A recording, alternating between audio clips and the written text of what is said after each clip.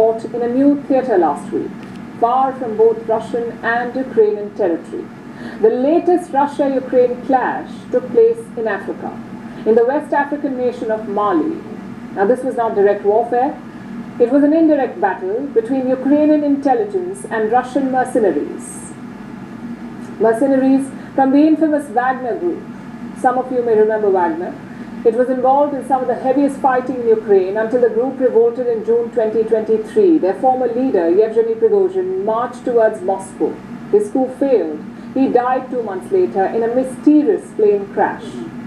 And Wagner was put under the Russian Defense Forces, but Prigozhin had built up a large presence in Africa by then. So this division, the African arm, was renamed.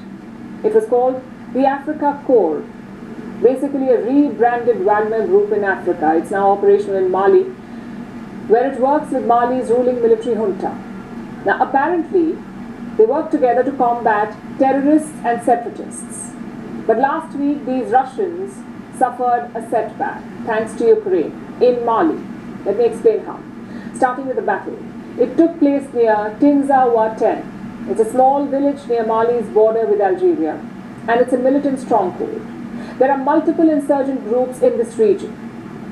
You have the separatist Tuareg people who've been fighting for independence since 2012. Then you have terror groups like the JNIM, which is affiliated to the Al-Qaeda. There are also other outfits allied with the Islamic State and other terrorists. Basically, this entire region is quite dangerous. Now, Mali's junta and the Russian mercenaries have been fighting against all these groups, terrorists and separatists. And last week, they engaged with the Tuareg rebels. There were skirmishes early last week, but the real fighting began on Thursday, and initially it seemed to be going well for Mali and the Russians. They seem to have been pushing the rebels back until nature intervened. A sandstorm reportedly broke out, forcing the junta and the Russians back. This gave the rebels time to regroup and to get back up. Now here's what Wagner says. The rebels increased their number to 1,000 people. The Malians and the Russians were heavily outnumbered and they were surrounded. And that is when the rebel onslaught began. Now we don't know the final death toll. There are conflicting reports. Some reports say that 20 Russians were killed. Others say that 82 Russians were killed and 15 were captured. Now, if the second report is true, it would mark one of the worst defeats for the Wagner group, at least outside Ukraine.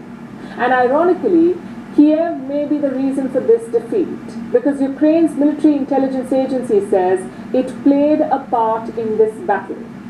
The agency spokesperson made an announcement on Monday. He said that the rebels were given necessary information and more. What is more? Maybe drones. Ukraine-style unmanned drones. They were used in the attack against Wagner. So this information and more apparently helped them rout the Russians. It sounds like an outlandish claim that Ukraine would be working with separatist rebels in Mali. But then this photo has been doing the rounds.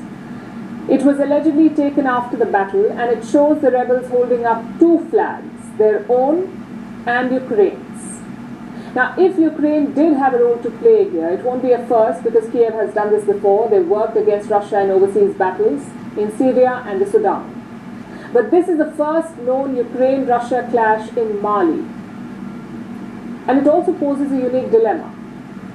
Ukraine claims that it is fighting with the Tuareg separatists, and it's working to eliminate Russian war criminals. At least one Wagner commander was killed. The fate of another is still in doubt. A Russian war blogger tied to the Wagner group is also reportedly dead.